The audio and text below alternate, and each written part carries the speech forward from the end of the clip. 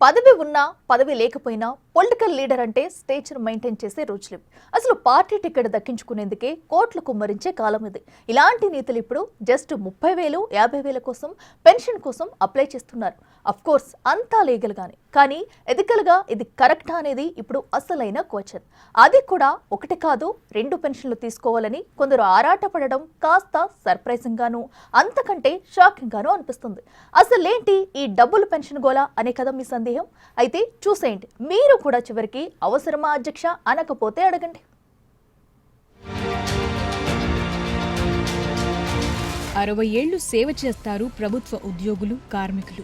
వారికి ఏ పెన్షన్ లేదు. ఒకవేళ ఉన్నా వారి జీతంలో నుంచి కట్ చేసిందే వారికిస్తారు. ఇక ప్రైవేట్ సెక్టార్లో ఒంట్లో ఓపికున్నంత వరకు కష్టపడతారు అనేక మంది. వారికి పెన్షన్ అంటే ఏంటో కూడా తెలియని పరిస్థితి. కానీ ఇండియాలో ఓ వర్గం మాత్రం 5 ఏళ్లు బాధ్యతల్లో ఉండి కుటుంబంతో సహా రాజభోగాలు అనుభవించి ఆ తరువాత పదవి పోయిన అనంతరం జీవితాంతం పెన్షన్ తీసుకుంటున్నారు. వారెవరూ కాదు, రాజకీయ నేతలు. వీరు ప్రజాప్రతినిధులుగా 5 ఏళ్లు బాధ్యతలు నిర్వహించి ఇప్పుడు జీవితాంతం పెన్షన్ తీసుకుంటున్నారు. ఇది పర్లేదు. కానీ ఒక నేత ఎమ్మెల్యే, ఎంపీగా పనిచేసి మాజీ అయితే జీవితాంతం అటు ఎంపీ ఇటు ఎమ్మెల్యే పెన్షన్ కలిపి తీసుకుంటున్నారు. ఇదిప్పుడు ఓ కొత్త చర్చకు తెరలేపింది. మెగాస్టార్ చిరంజీవి. ఆయన ఓ సూపర్ స్టార్. రాజ్యసభ సభ్యుడిగా, తిరుపతి ఎమ్మెల్యేగా పనిచేశారు. ఇప్పటికీ సినిమాలు చేస్తున్నారు. కోట్లలో రెమ్యూనరేషన్ తీసుకుంటున్నారు. ఆయన నటనతో పూనకాలు తెప్పిస్తున్నారు. ఆయన కూడా అప్పుడెప్పుడో ఎమ్మెల్యేగా ఉన్నందుకు, ఎంపీగా ఉన్నందుకు ఇప్పటికీ కూడా పెన్షన్ తీసుకుంటూనే ఉన్నారు. మరి మెగాస్టార్ చిరంజీవికి పెన్షన్ అవసరమా? ఇక టీజీ వెంకటేష్ 2 తెలుగు స్టేట్స్ లో బడా పారిశ్రామికవేత్త, 100 కోట్ల ఆస్తికి అధిపతి. ఆయన ఒకసారి ఎమ్మెల్యేగా పనిచేశారు, మరోసారి ఎంపీ అయ్యారు. ప్రస్తుతం మాజీగా ఉన్నారు. అలాంటి వ్యక్తి ఇప్పుడు రాష్ట్ర ప్రభుత్వం మాజీ ఎమ్మెల్యేలకిచ్చే పెన్షన్, కేంద్రం మాజీ ఎంపీలకిచ్చే ఆ పెన్షన్ తీసుకుంటున్నారు. వీరికి ఈ పెన్షన్ నిజంగా అవసరమా? ఒకప్పుడు నేతలంటే డౌన్ టు ఎర్త్ ఉండేవారు. అత్యంత సాధారణ జీవితం గడిపేవారు. కానీ ఇప్పుడు ఆ సిట్యువేషన్ లేదు. ఎమ్మెల్యేగా పోటీ చేయాలంటేనే కోట్లు కుమ్మరించాల్సిన పరిస్థితి. ఇలా కోట్లు ఖర్చు చేసేవారు ఇప్పుడు 30,000 పెన్షన్ కోసం ప్రతి ఏడాది అప్లై చేసుకుంటున్నారు. ఇప్పుడివే ప్రశ్నలను సంధిస్తున్నారు సామాన్య ప్రజలు. సామాన్య వ్యక్తులు వృద్ధులయ్యే వరకు పనిచేస్తే కాని రాని పెన్షన్, ఒకే ఒక్కసారి ప్రజాప్రతినిధిగా గెలిచి ఏదైనా కారణాల వల్ల నెలకో 2 నెలలకో మాజీ అయినా కానీ జీవితాంతం పెన్షన్ ఎలా ఇస్తారు? అదే నేత ఎంపీగా గెలిచి మాజీ అయితే ఇంకో పెన్షన్ ఎలా ఇస్తారు? దీనికి సమాధానమైతే ఇప్పటి వరకు లేదు. ప్రజా జీవితాలను మెరుగుపరిచేందుకు చట్టాలను చేసే నేతలు తమ సౌలభ్యం కోసం ఇలా అనుకూలమైన చట్టాలు చేసుకోవటం భావ్యం కాదనే చర్చ జరుగుతోంది. ఒకే వ్యక్తికి 2 పెన్షన్లు ఇవ్వకూడదనే చట్టం మాత్రం లేదు. సో ఇదంతా లీగల్ గానే జరుగుతోంది. మాజీ ఎంపీగా, మాజీ ఎమ్మెల్యేగా పనిచేసి 2 పెన్షన్లు తీసుకుంటున్న వారు తెలుగు రాష్ట్రాల్లో చాలా మంది ఉన్నారు. మన తెలుగు రాష్ట్రాల్లో ఎమ్మెల్యేగా ఒక్కరోజు పనిచేసి మాజీ అయినా జీవితాంతం పెన్షన్ వస్తుంది. ఏపీలో అయితే 30,000, తెలంగాణలో అయితే 50,000 పెన్షన్ వస్తుంది. ఇక మాజీ ఎంపీలకు 31,000 బేసిక్ పెన్షన్ అందుతుంది. ఇలా ఎమ్మెల్యేగా, ఎంపీలుగా పనిచేసి 2 పెన్షన్లు తీసుకుంటున్న వారు తెలుగు రాష్ట్రాల్లో 22 మంది నేతలున్నారు. వీరిలో 100,000 కోట్ల వ్యాపారాలు చేసే బడా పారిశ్రామికవేత్తలు, మూవీ స్టార్స్, రాజకీయ వారసులు ఉన్నారు. ఒక రాజకీయ నాయకుడికి ఒక్క పెన్షన్ మాత్రమే ఉండాలి అని. Many political leaders they are getting 2 pensions for their roles as MLA and MP. ఒక రాజకీయ నాయకుడు ఒకసారి ఎమ్మెల్యేగా మరియు ఎంపీగా పనిచేసినట్లయితే జీవితాంతం 2 పెన్షన్లు తీసుకుంటారు. MP pension from central government and 1954 salaries and pensions act of parliamentarians and MLA pension from state governments under 1953 salaries and pensions act of Andhra Pradesh and Telangana. 2 రాష్ట్రాలకి ఒకటే చట్టం. ఈ చట్టాల ద్వారా వాళ్ళు 2 పెన్షన్లు తీసుకుంటున్నారు. రాజకీయ నాయకులు వాళ్ళు కల్పించుకున్న వెసులుబాట్లు ఇవన్నీ. 22 మందిని చెప్పుకున్నాం కదా, ఆ మాజీ పెద్దలెవరో చూద్దాం. ముందుగా తెలంగాణ మాజీ వివరాలు చూస్తే చెన్నమనేని విద్యాసాగర్ రావు. ఈయన ఎంపీ పెన్షన్ నంబర్ 1148. ఇక MLA pension number 1886.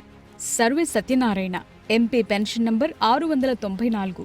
MLA pension number 2223. Maloth Kavitha MP pension number 1309. MLA pension number 2177. Soyam Bapurao, MP pension number 1383, MLA pension number 1990. G Sanjeevareddy, MP pension number 1804, MLA pension number 2296.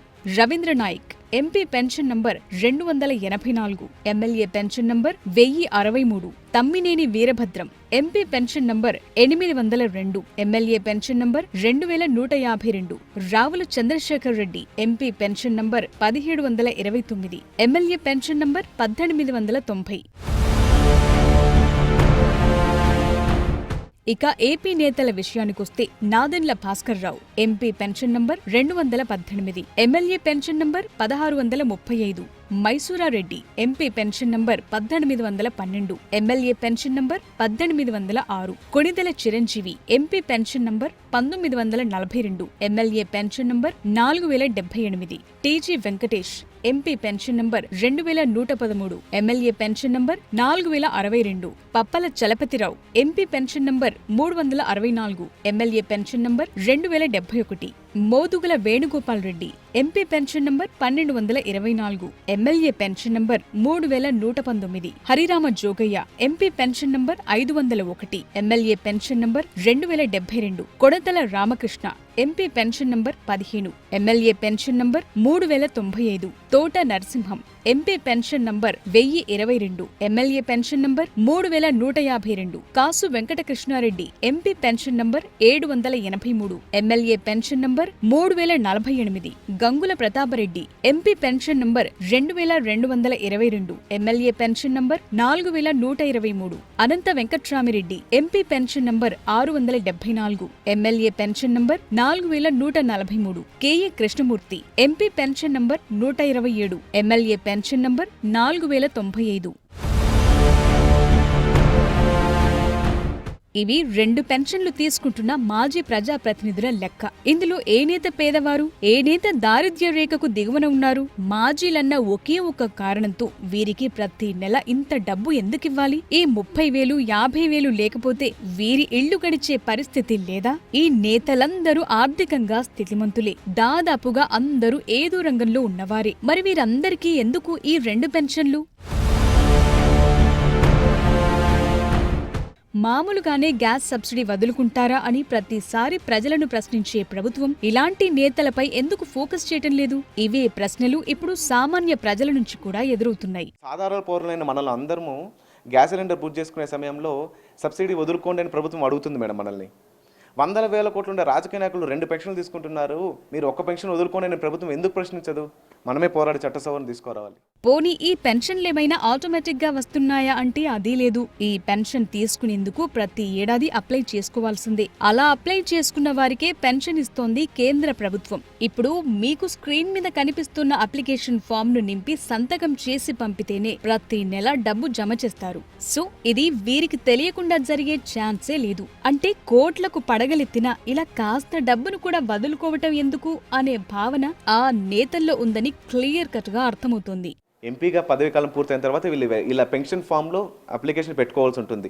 రాష్ట్ర ప్రభుత్వం ఎమ్మెల్యే పెన్షన్ అయినా కూడా, కేంద్ర ప్రభుత్వం ఎంపీ పెన్షన్ అయినా కేవలం pension form fill చేసి మాకు పెన్షన్ కావాలి అయ్యా అని చెప్తేనే పెన్షన్ ఇస్తారు. మీరు ఇప్పుడు జగన్ గారు, రేవంత్ రెడ్డి గారు, కేసీఆర్ గారు ఎంపీగా పనిచేసినంత మాత్రం వాళ్ళకి పెన్షన్ రావడం లేదు, వాళ్ళు తీసుకోవడం లేదు. అప్లై చేస్తేనే వస్తుంది. తర్వాత ప్రతి సంవత్సరం వెళ్ళి రెన్యువల్ చేసుకోవాలి, మాకు పెన్షన్ కావాలి అని. ఇది ప్రజలు గమనించాలి మేడం. ఎమ్మెల్యేగా, ఎంపీగా ఉన్న సమయంలో తక్కువలో తక్కువ 1,00,000కు పైగానే జీతం తీసుకుంటున్నారు. అలవెన్సుల రూపంలో మరో 1,00,000 వరకు అందుతుంది. వారికి, వారి కుటుంబ సభ్యులకు సకల సౌకర్యాలు అందుతాయి. ఇక మాజీలయ్యాక కూడా ఇలా మళ్లీ వేలల్లో పెన్షన్ తీసుకుంటున్నారు. సరే, ఒక పెన్షన్ అంటే ఏమో అనుకోవచ్చు. ఇలా 2 పెన్షన్లు కూడా తీసుకుంటున్నారు. అందరూ నాయకులు ఇలానే ఉన్నారా అంటే నో అనే సమాధానమే చెప్పాలి. కొందరు డబుల్ పెన్షన్ అటుంచి సింగిల్ పెన్షన్ కూడా తీసుకోవటం లేదు. దాదాపు 30-40 కోట్లు పెట్టి ఎమ్మెల్యే అవుతున్నారు, 50-60 కోట్లు పెట్టి ఎంపీ అవుతున్నారు. అంత ఖర్చు పెట్టగలిగినటువంటి వాళ్ళు, అది కూడా ఒక నెల కూడా కాదు, 20 రోజుల్లో ఖర్చు పెట్టేస్తున్నారు ఎలక్షన్ వచ్చినప్పుడు. అయితేనే అవుతున్నారు. పార్టీలు కూడా అలా డబ్బులు ఉన్నటువంటి వాళ్ళనే చూసి టికెట్లు ఇస్తూ ఉన్నారు. ఈ నేపథ్యంలో ఆ పెన్షన్ వచ్చేటటువంటి కొద్దిపాటి పెన్షన్ని మనం తీసుకోవటం అనేటటువంటిది నాకు కొంచెం చిన్నతనంగా అనిపించింది, హాస్యంగా అనిపించింది, అవమానంగా అనిపించింది, అసహ్యంగా అనిపించింది. వాళ్ళు కష్టపడి ట్యాక్సులు కడతా ఉంటే మనం ఎంత ఖర్చు పెట్టగలిగి ఉండి కూడా మనం ఈ డబ్బు తీసుకోవటం అనేటటువంటిది భావ్యం కాదని భావించి నేను వదిలేశాను.